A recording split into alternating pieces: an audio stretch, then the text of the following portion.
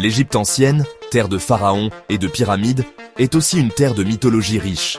Pendant plus de 3000 ans, les anciens Égyptiens ont tissé des récits complexes de dieux et de déesses, de leur pouvoir et de leur influence sur la vie des mortels.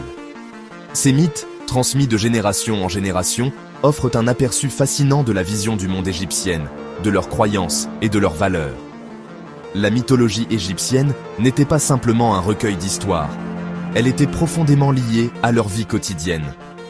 Elle façonnait leurs pratiques religieuses, leur compréhension du cosmos et leurs espoirs pour l'au-delà. Chaque aspect de leur vie, des crues annuelles du Nil au règne du pharaon, était connecté au domaine divin.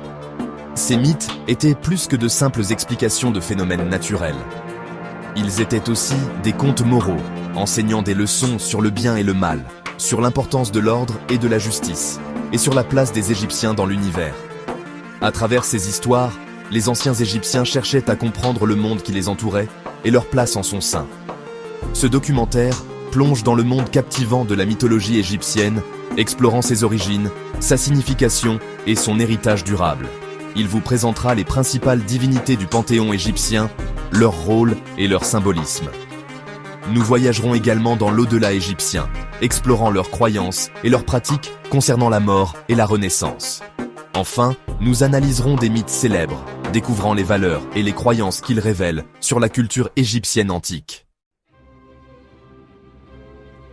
Le panthéon égyptien était vaste et complexe, avec des centaines de divinités, chacune ayant des rôles et des attributs uniques.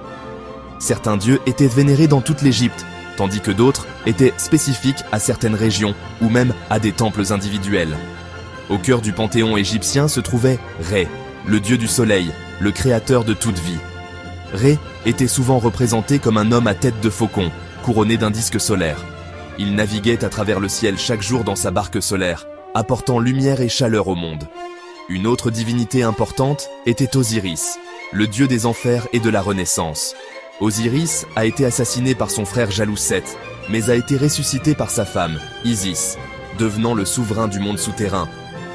Son mythe symbolisait le cycle de la mort et de la renaissance, central aux croyances égyptiennes concernant l'au-delà. Horus, le fils d'Osiris et d'Isis, était le dieu de la royauté et du ciel. Il était souvent représenté comme un faucon ou un homme à tête de faucon, représentant la force, le pouvoir et la protection. Parmi les autres divinités importantes figurait Anubis, le dieu à tête de chacal de la momification et de l'au-delà. Thoth, le dieu à tête d'ibis de la sagesse, de l'écriture et de la magie. Et Basté, la déesse chatte de la protection, de la fertilité et de la maternité. Chaque divinité jouait un rôle crucial dans le maintien de l'ordre et de l'équilibre du cosmos. Les anciens Égyptiens croyaient en la vie après la mort, mais ce n'était pas une transition simple. Ils croyaient que lorsqu'une personne mourait, son âme, ou Ka, entreprenait un voyage périlleux vers l'au-delà, connu sous le nom de Duat. Le voyage commençait par la cérémonie de la pesée du cœur, où le cœur du défunt était pesé contre la plume de Maat, la déesse de la vérité et de la justice. Si le cœur était pur, le défunt était autorisé à entrer dans l'au-delà. Cependant, si le cœur était lourd de péché, il était dévoré par Amit, une créature redoutable à tête de crocodile, corps de lion et arrière-train d'hippopotame. Ceux jugés dignes entraient dans l'Aharu, un paradis gouverné par Osiris. Dans l'Aharu, le défunt pouvait jouir d'une vie après la mort idyllique, libéré de la douleur et de la souffrance, semblable à la vie qu'il menait sur Terre, mais en mieux. Pour se préparer à ce voyage, les Égyptiens ont développé des pratiques funéraires élaborées, notamment la momification, qui visait à préserver le corps pour l'au-delà. Ils plaçaient également des provisions, des amulettes et d'autres offrandes dans les tombes pour aider le défunt dans son voyage. Le livre des morts, un recueil de sorts et de prières, fournissait conseils et protection dans l'au-delà. Les mythes égyptiens n'étaient pas de simples histoires divertissantes. Ils étaient de puissants outils pour transmettre des valeurs et des croyances culturelles. Par exemple, le mythe d'Osiris et d'Isis souligne l'importance de la loyauté familiale, de la justice et du triomphe du bien sur le mal.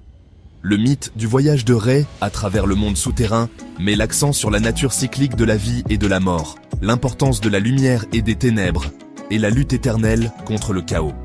De même, l'histoire d'Horus et de Seth, un récit de rivalité entre l'ordre et le chaos, souligne l'importance de maintenir l'équilibre et l'harmonie dans l'univers.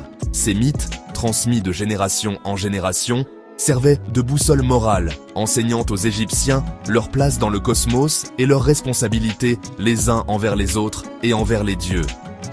Ils renforçaient l'importance de la justice, de l'ordre et de la piété, des valeurs qui étaient au cœur de la société égyptienne.